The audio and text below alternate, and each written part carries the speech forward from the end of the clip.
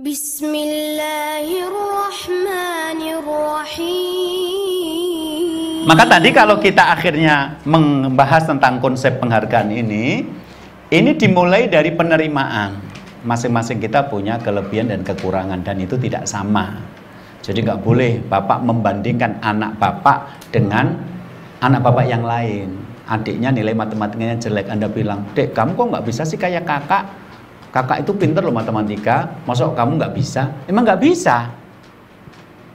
Kan aku kayak bapak, kakak kan kayak ibu, maka kakak pinter matematika, aku kan kayak bapak, maka bodoh kayak gini. Itu gimana coba kalau anaknya pinter jawab itu? Gitu. Apalagi membandingkan sama anak orang lain, lebih nggak pantas. Kamu kok nggak bisa sih kayak yang ustadz, kayak anaknya ustadz? Ya nggak bisa lah, aku anak bapak kok kayak anak ustadz gitu loh. Gimana coba? Banyak orang tua yang begitu itu, akhirnya membuat anak menjadi tidak percaya diri karena dia merasa ditolak. Jadi seolah-olah bahwa yang diinginkan oleh bapak saya itu bukan anak seperti saya. Sama dalam kasus suami istri juga begitu. Ada istri atau suami yang lama-lama berpikir, sebenarnya istriku atau suamiku tidak bisa menerima aku kok sebenarnya. Karena kalimat yang diucapkan bernada kecewa. Coba kalau tahu gini, dulu aku nggak nikah sama kamu. Coba kalimat kayak gitu didengarkan. Ya.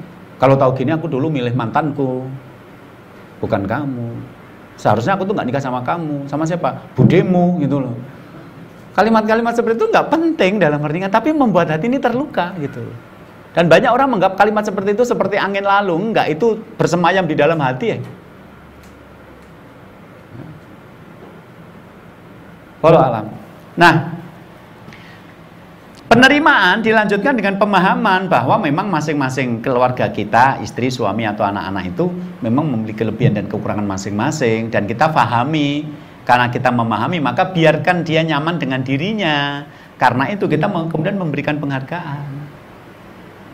Coba saya tanya di sini, pernah nggak misalnya bapak-bapak ngomong sama istri, "Terima kasih loh sayang, sudah memasakkan aku sarapan. Jazakumullah loh, sudah menyediakan baju dan mencucikan. Alhamdulillah loh, kau sudah mau menjadi istriku selama ini." Kadang-kadang kalimat-kalimat kecil yang menunjukkan penghargaan. "Terima kasih loh, kamu sudah memasakkan buat aku. Terima kasih loh, sudah bikinkan kopi aku. Terima kasih loh, sudah menyediakan bajuku." Itu membuat suasana rumah tangga menjadi tidak kering gitu loh, menjadi nyaman dijalani. Tapi banyak laki-laki yang menganggap seperti ini itu masalah yang sepele. Pernah nggak ibu-ibu kemudian ngomong sama suami, "Makasih loh ya, sudah ngasih nafkah ke aku.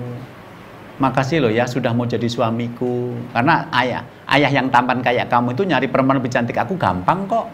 Tapi kalau kamu milih aku jadi istrimu, berarti aku kan beruntung dipilih laki-laki setampan kamu. Makasih loh sudah jadikan aku istrimu." Coba kalau dalam rumah tangga seperti itu yang terjadi, alangkah kayanya rumah tangga kita secara batin loh. Anak kita bangun pagi, alhamdulillah anak Umi soleh, bangun gak usah dibangunkan. Sholat subuh sendiri, berangkat ke masjid sama ayah, makan gak mecer-mecer, pakai baju seragam sendiri, mandi sendiri. Coba kalau kita menghidupkan seperti itu, kita setiap yang kita hargai dari keluarga ini akan membuat orang merasa percaya diri. Itu akan membentuk konsep dan harga diri dia. Coba saya diminta ngisi pengajian temanya tentang Suriah. Saya bilang, "Oh jangan ngundang saya nggak menguasai berita terakhir ke Suriah." Mungkin teman-teman di Sam Organizer yang mampu. Kalaupun saya menerima tawaran ini, saya harus banyak belajar dan satu malam mungkin tidak cukup. Maaf, saya tidak bisa. Saya lebih cocok kalau tema-temanya keluarga. Tapi begitu saya datang membawa tema keluarga, habis saya selesai, bapak-bapak 60 tahun merangkul saya sambil nangis. "Ustadz, kok saya taunya ilmunya baru sekarang." "Bapak usianya berapa?" 60 tahun. "Hadis yang saya baca tadi 1400 tahun loh Pak. Jadi saya nggak buat hadis baru loh Pak." Gitu loh.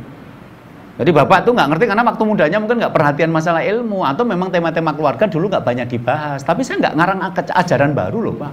"Oh nggak begitu Ustadz. Saya tuh merasa kalau saya dulu tahu sejak dulu menikah, saya yakin rumah tangga kan saya lebih bahagia karena ilmunya jelas. Ini saya tahu udah terlanjur tua kayak gini." Ya sudah, karena Allah takdirkan bapak tahunya baru sekarang, mudah-mudahan ilmu ini bermanfaat bagi anak bapak, cucu bapak bisa mengingatkan mereka. Ya gitu Ustaz. Jadi saya beberapa kali mendapatkan sambutan dari orang-orang yang usianya sudah sepuh, kemudian wah saya harusnya tadi ngajak cucu saya ke sini Ustaz biar paham. Terima kasih atas pencerahannya. Nah begitu saya membahas tentang tema keluarga, kemudian ada orang mengatakan terima kasih atas pencerahannya, saya merasa dihargai. Coba, apa Ustadz ngomong sok bahasa Suriah nggak paham, apa nggak peduli Suriah? Loh bukan. Kalau peduli mungkin kita belajar peduli, tapi kalau membahas itu harus orang yang ilmunya mencukupi, dan saya tidak ada di wilayah itu. Coba kemudian saya dimaki-maki karena nggak mau bahas tentang Suriah, ya salah tempat. Jadi nanti cobalah kita melihat keluarga kita dengan lebih adil. Setiap anggota keluarga kita butuh diterima.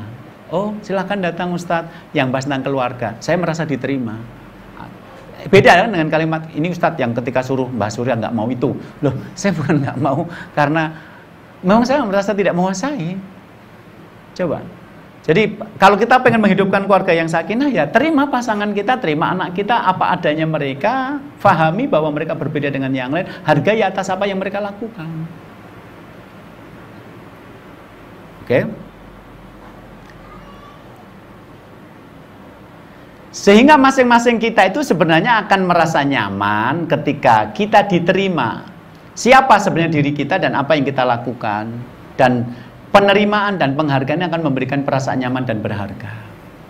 Coba misalnya bapak ngomong, terima kasih loh sayang, sudah menyetrikakan bajuku. Itu maka menyetrika menjadi berharga. Sebab kalau kita mau berangkat pagi, baju belum setrika juga kita tergesa-gesa dan bisa kita terlambat.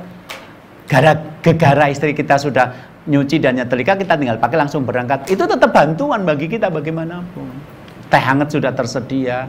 Mungkin saking tergesa-gesa cuma kita minum separuh sambil ngomong, nanti yang separuh kamu habiskan ya. Tapi bagaimanapun itu ada dan kita tinggal minum. Berbeda kalau kita mau bikin sendiri. Nah berapa banyak di antara kita yang mengerti bahwa salah satu konsep untuk menghidupkan keluarga kita adalah menghidupkan konsep saling menghargai seperti ini. Kalau perlu pada perkara-perkara yang sangat sepele. Nanti akan saya terangkan alasannya. Jadi misalnya maaf ya, ketika ada temen yang datang, terus orangnya gemuk gitu. Begitu datang Anda langsung bikin lelucon. Wah, kowe saiki kurumen, kamu kurus banget gitu loh. Orang gemuk dibilang kurus tuh kebahagiaan tersendiri. Maka dia mengatakan, masa sih? Iya, kurugan daging. Kurugan tertimbun gitu loh, tertimbun daging. Maksudnya kamu itu kurus. Salah, kamu itu tertimbun daging gitu. Kayak kurugan daging gitu loh. Akhirnya langsung kecewa dalam hati. Tapi yang lain ketawa. Akhirnya dia pringis ikut ketawa. Tapi hatinya sebenarnya menangis. Kamu nggak tahu ya sebenarnya. Aku sudah menghabiskan jutaan untuk menguruskan badan dan gagal. Kamu itu memang dasarnya mesin boros, makan berapa banyak juga tetap kurus karena tidak barokah. Lah aku loh menghabiskan juta untuk menguruskan badan, nggak bisa. Kok ejek seperti itu? Kalaupun secara lahiriah dia ketawa-ketawa, aslinya batinnya menangis karena dia juga pengen kurus, nggak bisa-bisa. Sementara Anda enak kan jangan ngetawain dia.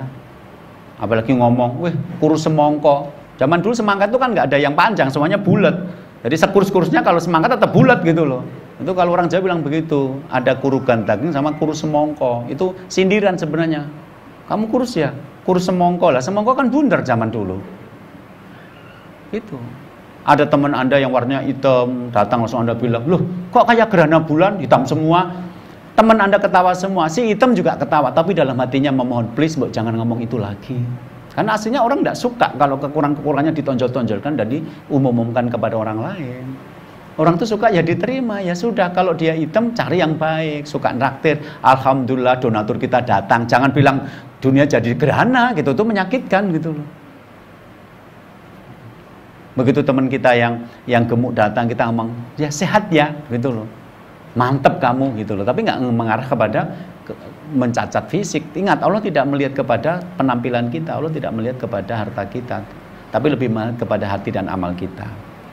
Nah, ketika kita memberikan penghargaan-penghargaan seperti itu akan membuat seseorang memiliki konsep diri dan rasa percaya diri yang lebih baik. Jadi nanti akan Anda menemukan ada orang yang mungkin secara fisik tidak cantik, dia orangnya tapi pede. Anda menemukan orang yang di kelas itu nggak paling pinter, tapi dia paling ramah sama teman-teman. Kalau kita menurun ke belakang, karena di rumah dia dibentuk pada konsep-konsep. Syukran ya Rabbi, syukran, hadaita qalbi, syukran.